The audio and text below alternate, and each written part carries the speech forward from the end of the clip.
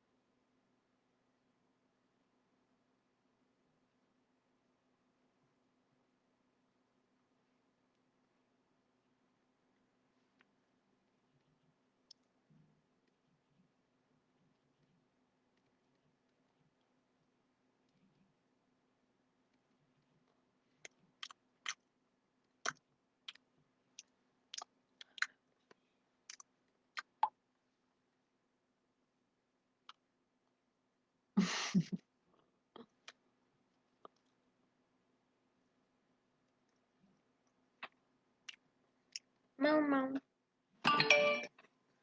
¿por qué?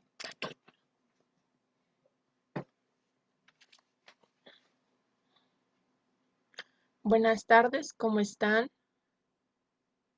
¿Me escuchan?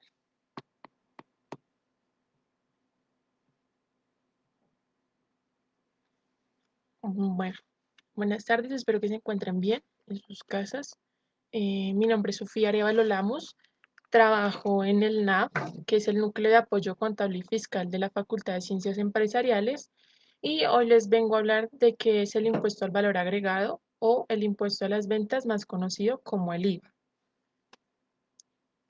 ¿Qué es el IVA? Es un impuesto que grava el consumo de bienes y servicios que están acobijados en el hecho generador o están en la norma. Es un impuesto de orden nacional. Quiere decir que el que lo recauda, controla y fiscaliza es la DIAN. Es un impuesto de naturaleza indirecta y no importa la capacidad económica de la persona, para todos es el mismo valor. Es un gravamen estructurado bajo la modalidad de un impuesto al valor agregado. Estos son los elementos del IVA. El hecho generador son uno o varios hechos o circunstancias bajo los cuales, mediante la normativa, se genera una obligación frente al Estado y le da vida jurídica y validez al impuesto. La base gravable es el valor sobre el cual se calcula el impuesto. Tenemos el sujeto activo y el sujeto pasivo. El sujeto activo es aquel que cobra, liquida y fiscaliza el impuesto, ya sea el Estado o la DIAN. El sujeto pasivo es el contribuyente que paga el impuesto y se divide en dos. El primero es el jurídico, que son las empresas que tienen la facultad de cobrar el impuesto y de transferirlo a la actividad. Y el segundo es el económico, que es el cliente que paga, o sea, nosotros. Y la tarifa es el porcentaje que se le multiplica por la base gravable y obtenemos el valor del impuesto.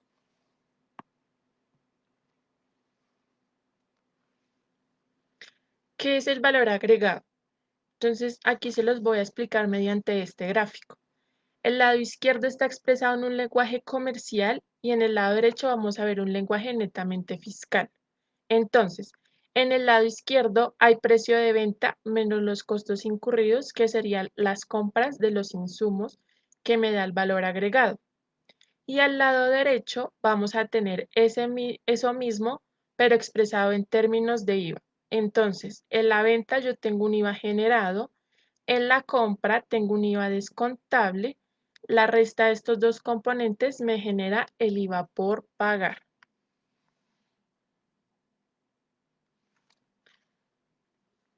Aquí les vengo a explicar los aspectos generales del impuesto. Entonces, es un impuesto instantáneo porque se genera al momento de la compra. Es general, ya que se le impone a todos sin ninguna excepción ni ninguna tarifa diferente. Es indirecto, es un impuesto indirecto, el IVA. ¿Qué es un impuesto indirecto? Un impuesto indirecto son aquellos impuestos que no necesitan consultar la capacidad económica o contributiva del contribuyente y el consumidor no la paga directamente, sino los responsables de IVA. ¿Es un impuesto proporcional? No es un impuesto proporcional, ya que consulta la capacidad económica y aplica una tarifa única y directa a la base o precio de venta. Em, Otro aspecto general que podemos observar es el valor agregado, que es la diferencia entre el precio de venta y de compras, o precio de mercado y costo de producción.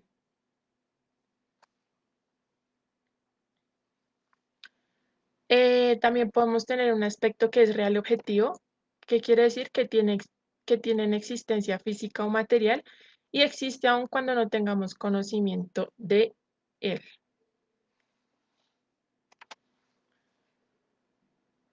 Hechos generadores principales del IVA. Ventas de bienes corporales, muebles e inmuebles. ¿Qué es un bien corporal? Es aquel bien que tiene cuerpo. ¿Pero qué significa eso? Que podemos afirmar su existencia a través de los sentidos. Inmueble, inmueble. Un bien mueble es un bien que yo lo puedo trasladar de un lugar a otro. Un ejemplo, un vehículo, lo puedes llevar a cualquier parte sin ningún problema.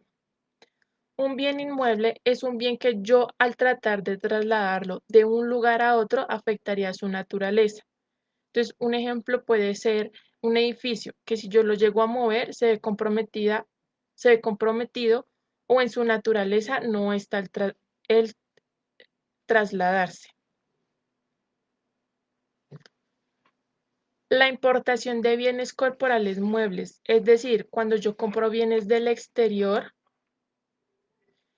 y entran a Colombia y se realiza la nacionalización. Ese es un hecho que me genera IVA y yo tengo que pagar impuesto a las ventas sobre esa importación.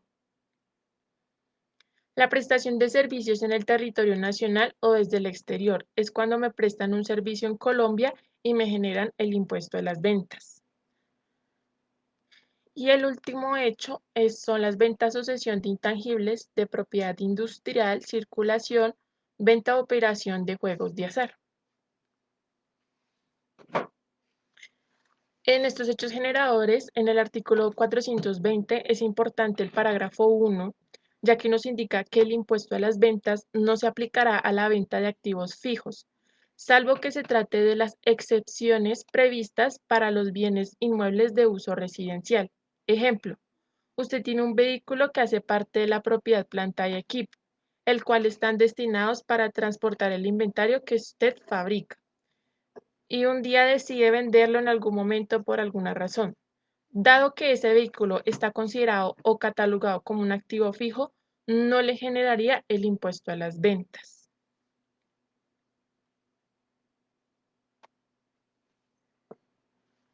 ¿Qué se entiende por venta en el IVA?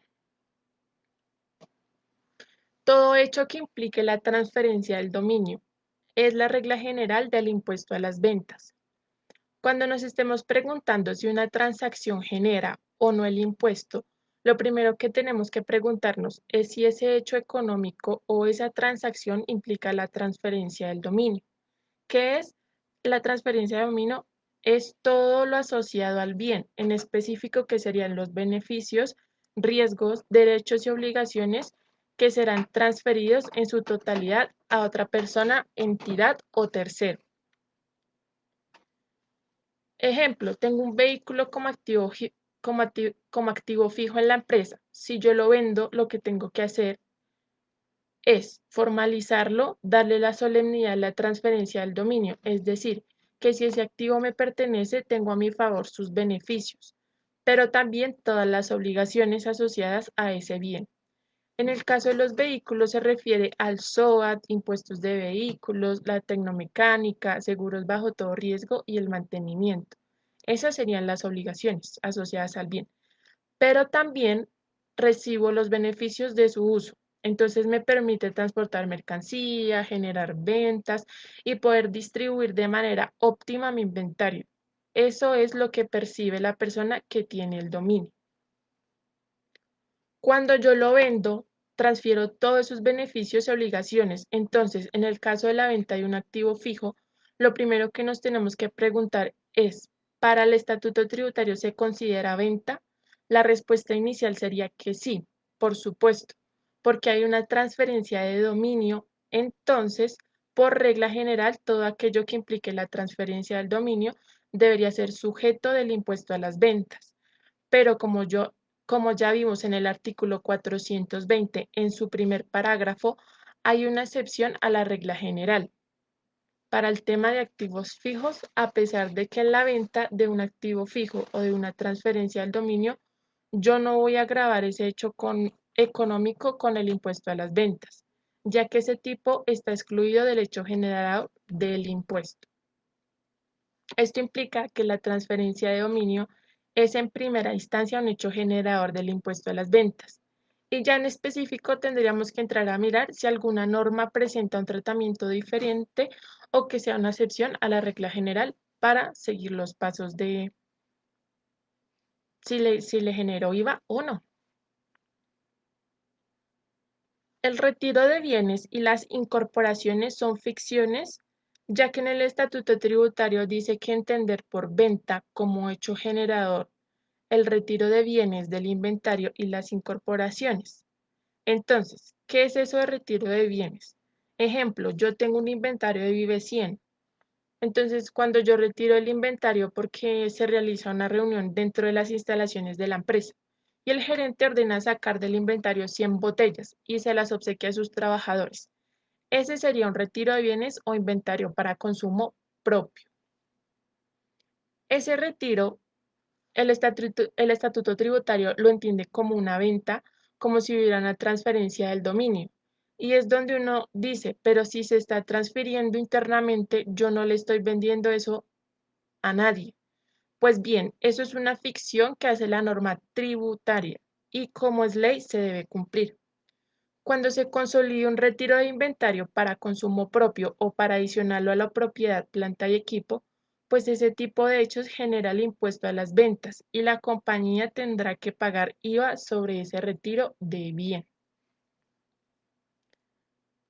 Las incorporaciones corresponden al uso o transformación de bienes adquiridos, ya sean muebles que al ser transformados o incorporados se genere la venta de un servicio no grabado a la venta de un bien exento o excluido no grabado del impuesto a las ventas.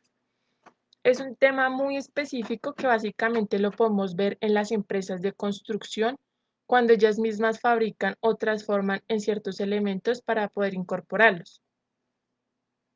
Un ejemplo que podemos observar, una constructora que vende edificios o que vende apartamentos de vivienda o comerciales y lo que hace es transformar ella misma algunos insumos para poderlos incorporar dentro de los apartamentos. ¿Qué insumos? Ella, por ejemplo, fabrica módulos de visión del panel de yeso y las incorpora en las construcciones. Esa incorporación también hace parte del hecho generador del impuesto a las ventas.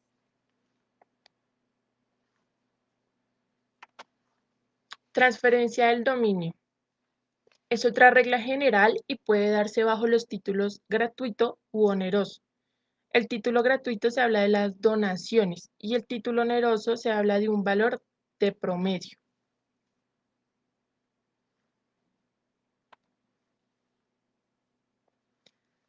Los retiros de bienes. Entonces, retiro de bienes corporales, muebles e inmuebles. Como lo comenté antes, que hace parte de lo que se entiende como venta y retiro de bienes que puede ser para su uso, que era el ejemplo del Vive 100, o para formar parte de los activos. Por ejemplo, para formar parte de los activos fijos, yo me dedico aquí en Colombia a comercializar proyectores, pero pues en mi empresa tengo salas de juntas y lo que hago es sacar del inventario 3 proyectores y los instalo en las 3 salas de conferencia que tengo. Entonces lo que hice fue un retiro de bienes en el inventario. ¿Para qué? para que formen parte de la propiedad, planta y equipo. En el momento que yo lo retiro de mi inventario y lo cuelgo en el techo, pasa a ser parte de mi propiedad, planta y equipo. Eso contablemente genera un efecto cero, porque estoy haciendo un traslado de dos cuentas, del activo del inventario al activo fijo. Ahora, con el inventario obsoleto, no genera IVA porque yo no lo estoy retirando para el uso ni para formar parte de los activos fijos. Ese tratamiento de inventario no se entendería como venta. Bueno, aquí hay una inquietud, es si el retiro es por hurto, ¿qué sucede? Entonces, el retiro de bienes, pero por hurto, ese retiro me generaría IVA, pues la norma fiscal confirma que no lo voy a tener en cuenta como un hecho generador, como hace el impuesto, como les acabé de explicar.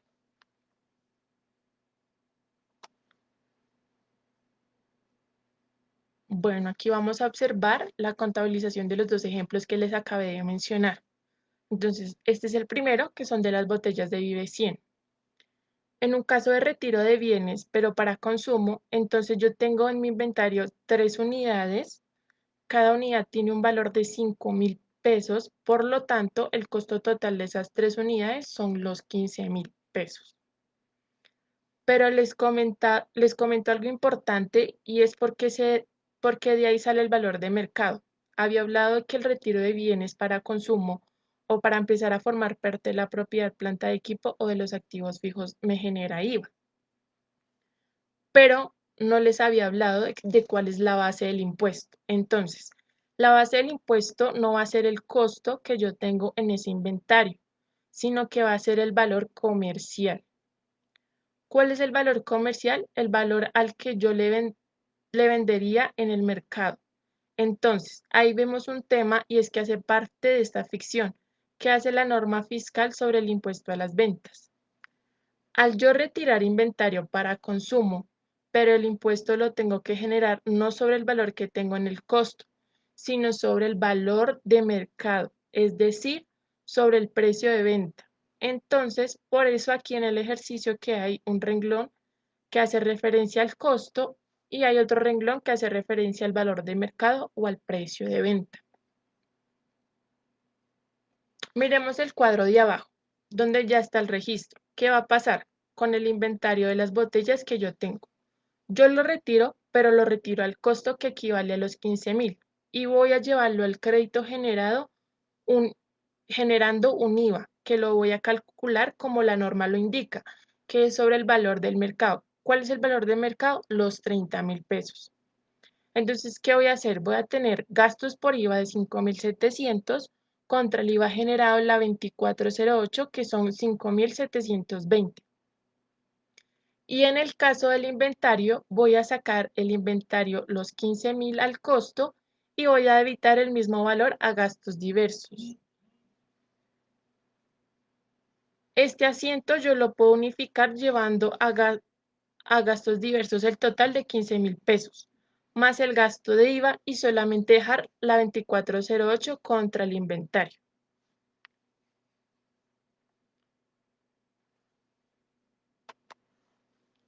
Bueno, aquí observamos el ejercicio de los proyectores. En este ejercicio tenemos las mismas cifras, pero en este caso el asiento contable hace referencia al ejemplo que le había mencionado de los proyectores para sacarlos a la sala de juntas de la empresa. Entonces, los voy a sacar del inventario, pero los voy a incorporar a los activos fijos. Entonces, son exactamente las mismas cifras, pero miren que el asiento ya es distinto. Sigo afectando mi inventario a nivel de costo, lo voy acreditando. Saqué el inventario los 3 proyectores. Ahí estoy reconociendo mi IVA generado de acuerdo como lo hice la norma, que lo calculé sobre el valor de mercado o valor comercial. Y debito la cuenta de la propiedad, planta de equipo de los activos fijos.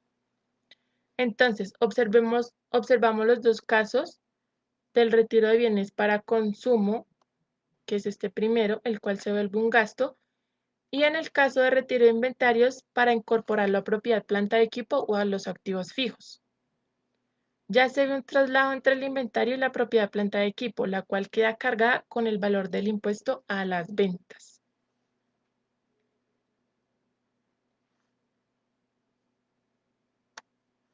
Continuamos con la causación. La causación del impuesto, es decir, en qué momento, dependiendo de cada uno de los hechos generadores del impuesto, yo debo registrar o reconocer el impuesto a las ventas. Entonces, en el caso de la venta, tengo emisión de factura o documento equivalente y a falta de estos en el momento de la entrega. Pero hay que tener en cuenta la diferencia de tiempo, ya que puede generar un impacto importante en el flujo de caja. ¿Por qué? ¿Qué sucede? Si yo vendo bienes, como el ejemplo de los proyectores, cuando voy a causar el impuesto a las ventas,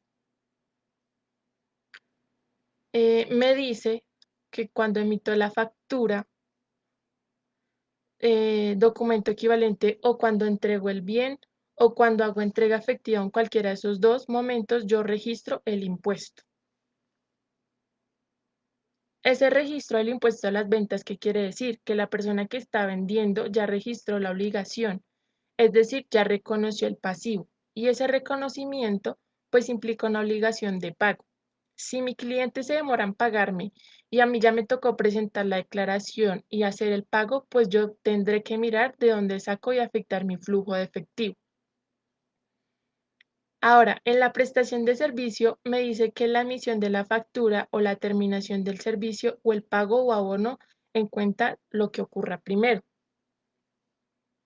Pero hay que tener en cuenta que pago es una cosa y abono en cuenta es otra, porque puede sonar similar, pero desde la interpretación fiscal son distintas. El pago efectivamente es el depósito material del dinero, equivalente a la transacción en la cuenta bancaria o el recibo del efectivo por el servicio prestado. Ese pago hace referencia al dinero. Pero el abono en cuenta, ese abono en cuenta no está haciendo referencia a lo mismo del pago, no está haciendo referencia a la consignación en la cuenta bancaria, está haciendo referencia al concepto de devengo, es decir, el reconocimiento del hecho económico. Puede que a mí ya me hayan prestado el servicio, quiere decir que yo ya tengo la obligación de pagarlo. A eso se refiere el abono en cuenta, al reconocimiento contable del servicio concepto de devengo. Aquí encontramos tres momentos. El primero sería emisión de factura. Que ya se generó la factura por la prestación de un servicio, entonces el impuesto ya lo puedo causar. La segunda, la prestación efectiva del servicio, que sería el tema de devengo. Bueno, no me ha emitido factura, pero la presentación del servicio ya culminó, entonces ya se puede causar el impuesto a las ventas. La tercera es el pago. No me ha emitido factura, pero ya me pagó. Entonces el impuesto a las ventas ya se puede causar. Con cualquiera de estos tres, el que ocurra primero, entonces ya tenemos la venta de bienes, la prestación de servicios y causado el impuesto. En la importación se da la causación en la, en la nacionalización del bien y se liquida el impuesto a las ventas y se paga junto a los derechos aduaneros. Entonces, cuando se importa la mercancía e ingresa por la frontera o por la aduana, yo voy a tener que pagar unos derechos aduaneros y ahí mismo le van a liquidar el impuesto a la venta por esa nacionalización. Entonces, en el momento de la nacionalización, es decir, cuando se hace el trámite por la aduana, es en ese momento en que el hecho generador de la importación puede causar el impuesto. Y la otra forma de causar son los retiros o incorporaciones cuando se causa el impuesto en la fecha del retiro o incorporación, debo causar el impuesto a las ventas. Entonces aquí les tengo una pregunta muy importante. ¿Los retiros o incorporaciones deben ser facturados? La norma dice que sí, en efecto, el retiro y la incorporación deben ser facturados. ¿Pero facturados a quién? Es una facturación yo con yo. Es decir, la persona que hace el retiro es la misma que emite la factura. Entonces, un ejemplo, Emite una factura a sí mismo por el valor comercial cobrando el IVA, pero no debe verse reflejado un ingreso facturado. Lo que debe reflejar la factura es la base, que sería el valor comercial, y debe hacer referencia que corresponde a un retiro o a una incorporación. Y se debe ver en la factura solamente el valor a pagar, correspondiente al impuesto a las ventas, pero se debe tener la factura.